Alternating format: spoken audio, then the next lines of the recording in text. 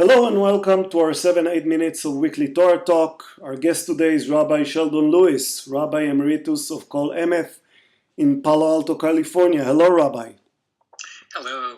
Thank you for being with us. Our Parsha is Metzora. It describes how a person afflicted by tzarat, a malady that places the person in a state of ritual impurity, is purified by the Kohen, by the priest. It talks about the tzarat of the home, the appearance of dark red or green patches on the wall. The Parsha also deals with impurity originated with seminal discharge in a man and menstruation in a woman, and the purification through immersion in a mikveh. Here's the first pasuk. וידבר אדוני אל משה לאמור, זאת תהיה תורת המצורע ביום טהרתו, והובא אל הכהן. And the Lord spoke to Moses, saying, this shall be the law of the person afflicted with tzarat. On the day of his cleansing, he shall be brought to the Kohen. So what is the meaning with tzarat of the home? We know about diseases of the body, but with tzarat, it's more complicated. It can afflict the body, but also the clothes, and in this parsha, the home as well. What does it mean? Yes, I think that probably is the most striking and perhaps peculiar detail in the Parsha. There's kind of an extension from body to clothing to home. And so I believe that there is an implication here. Actually, the Torah in chapter 14 is quite specific that this only occurs when you enter the land. When you enter the land that's promised. And to me, this is very suggestive.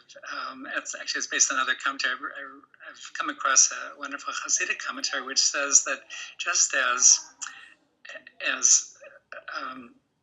transgressions of speech, personal transgressions of speech can bring a manifestation of disease from the biblical perspective, but also that when one enters one's country and when one is part of a sovereign state, when one has power, that the extension, that the reach of one's transgression is also correspondingly greater. That is, that just as if one does something good in one's own small circle of contacts, that of course that has a very beneficial effect. That's magnified when one is part of a polity, when one is part of a community. Right. And likewise on the negative side with transgression, that the power to do good or to do evil is magnified when one enters the land that's one's own. Right, and there are other interesting topics in this parsha. One of them talks about poor people who have to deal with the need to bring offering to the Mishkan or to the Beit Mikdash. And the Torah says if he is poor and cannot afford the regular typical sacrifices, quote, he shall take one lamb as a guilt offering and 1/10 of the flour mixed with oil as a meal offering, and a log of oil, and 2 turtle doves and 2 young doves, according to what he can afford. So what is this issue about affordable sacrifice? Yes. Well, we find that Torah is sympathetic with all levels of economic well-being. And I particularly am interested in the rabbinic commentary on these 2 birds and the choice of birds, the Torim and the Bnei Yonah, the so-called turtle doves, yeah, or pigeons that they might be. And in the Talmud, actually, there's a wonderful comment about this from Rabbi Abahu and Bava Kamo. He says that it's better for a person to be min hanirdafim v'lo min harodfim, to be rather among the pursued rather than among the pursuers. And how do we know this? Because of the choice of birds. These 2 birds that were actually, what characterizes them is that they're not predatory birds. So I would assume that the Torah tells us to bring those birds because of their smallness. It is just cheaper to get them. but you put special significance on the type of birds? On the qualities. It's possible to learn human qualities from the animal kingdom. And I think that's what the rabbis are doing here, and suggesting that these birds are, in a sense, a statement against the qualities of aggression, fierceness, and being a predator towards others. That we can learn this from, I think actually it's true of the offerings in general, that the offerings that are brought, of course, they're domesticated animals and they're kosher animals, but I think all of them consistently are not animals of prey. They're rather those that have a gentle nature. And I think the rabbis, and this is kind of a rabbinic gloss on the offerings. It's not explicit in Torah itself, but that we can learn from them in terms of our own qualities. And I do want to say something more about this, because I think it can be misinterpreted. What does it mean to be among the pursued and among the pursuers? Well, one could argue that in this case, the fate of the turtle doves is not as great, because they are the ones that are picked to be sacrificed. So maybe it's their nature. Yes, it's perhaps, I don't know, it's hard to get inside the head of a turtle dove to know, yeah. But I think this is definitely a rabbinic gloss and an attempt to learn something morally from this. And I did want to say that I don't think this is a sense, and I don't read our tradition as such as saying it's always better to be a victim. On the contrary, there are times where we are obligated to stand up, and in fact, in facing a rodeh, if a pursuer, it's a big topic in Jewish law that one should be aggressive in trying to stop a pursuer whose aim is to hurt another.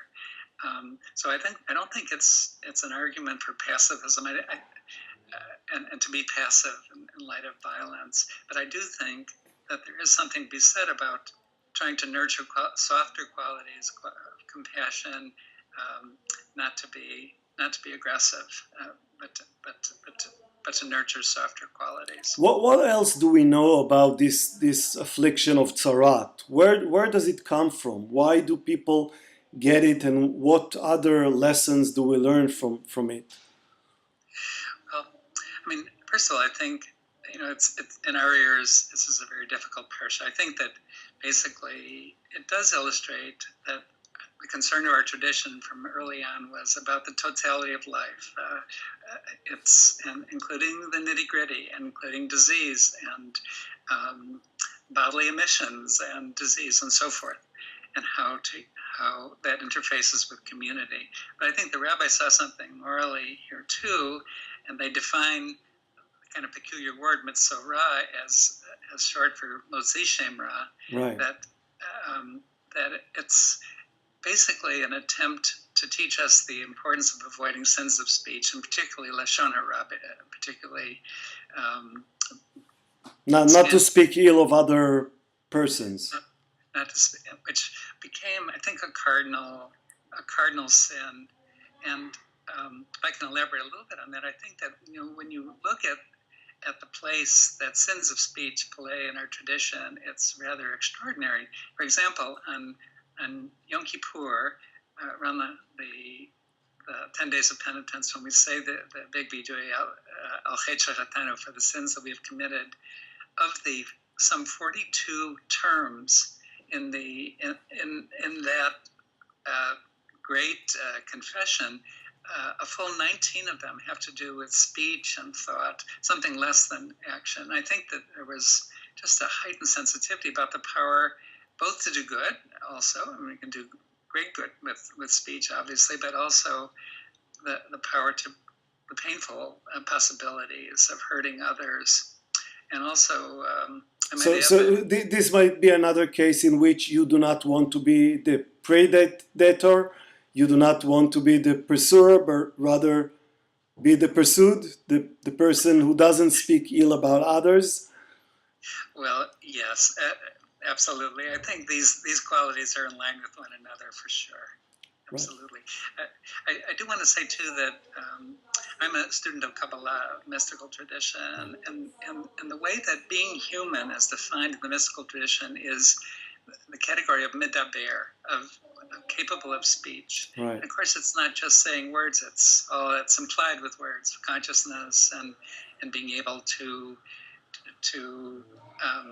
live by and dream about and try to live by a moral system and so forth. But I think the power of speech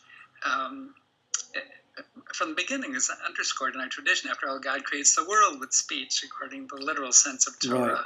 And we, as imaging God, have this amazing power of speech as well. And I think that's why, perhaps why in this whole difficult section of Metzora, that sense of speech comes into play. Rabbi Lewis, thank you so much, and Shabbat Shalom. Very good to be part of this. Thank you. Shabbat Shalom to you.